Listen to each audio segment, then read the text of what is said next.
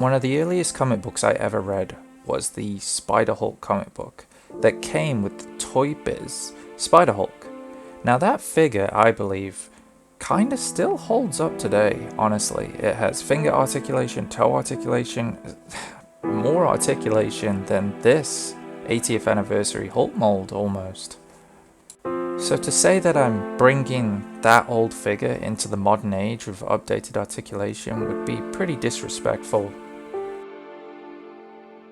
So I went into this custom just really wanting to create a Spider-Hulk. I love Spider-Hulk. I think the whole design of Spider-Man with the Hulk's powers is just awesome. I love the design. I think it's awesome, and I am definitely blinded by nostalgia, obviously, because it is quite a goofy design.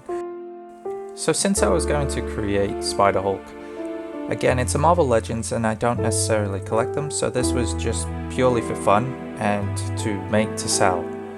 As soon as I started making this guy, instantly sold him before he was even finished, which is fantastic. I love when people reach out and pretty much purchase my work, having full faith in what I can create and what it'll look like as a finished product. That's one of the best compliments you could possibly have as an artist. And this happens quite frequently.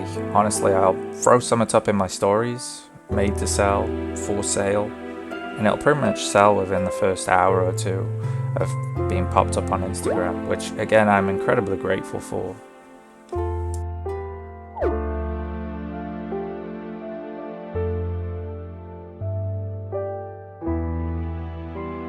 I was incredibly hesitant to work on this mold because I assumed Hasbro would have done a Spider-Hulk by now. I'm surprised they haven't. It's very, very simple. Slightly digitally resculpting the hands and the feet with 2 interchangeable heads. It's not much to ask, and it wouldn't really be difficult at all.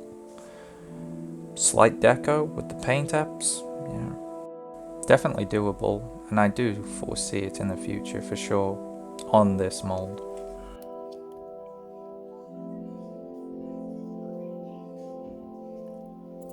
Now, due to the difficulty factor of the 80th anniversary Hulk, which I've mentioned in the past, it is by far the most difficult Hasbro mold to joint prep. But not only joint prep, to get to 100% paint rub free is pure and utter pain. It is an incredibly difficult experience, to say the least. Now, just to be on the safe side, I did color match. Not that this is necessary for me, because at the end of the day I fully joint prep all my action figures. But better safe than sorry, So I bought the Grey Hulk for the blue areas of the trousers, and then I used Red Hulk for all the red parts of the costume. So now I've gone in and I've actually sealed the hole underneath of this figure, and I've sculpted all of the stretch marks into the crotch area because I genuinely feel like it needs to look like it's spandex and then tearing. If you look here, we can see that it's actually like a grey primer. So what I've done here is I've sculpted the detail and I've painted where it needs to be, sculpted in the stretch marks of the trousers because that wasn't there before. These legs have been completely sanded down from scratch, and now they are being sculpted and worked on, and grey primer to see the imperfections in the sculpt. Everything's basically sculpted on top of the 80th anniversary Hulk. The trousers are completely resculpted.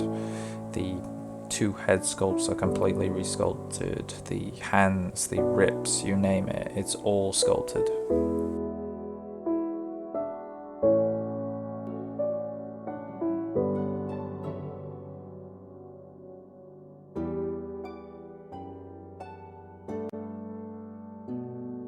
For articulation, it is exactly the same as the 80th anniversary Hulk, other than you get more range in the crotch area because you can see how much I had to cut that out, and a little bit extra into the butterflies.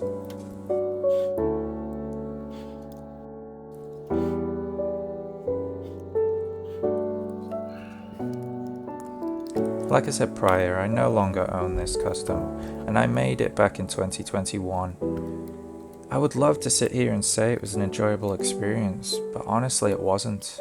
And it kind of ruined the character a little bit for me because of how stressful this whole custom was. It was one of the worst experiences I've had creating customs, and it put me off Spider Hulk almost completely until quite recently, which I'm talking to you now, 2023. I want to go in and recreate this guy, and like I always say, on a Storm Collectibles body. And I think I have the perfect recipe, so expect this guy coming soon.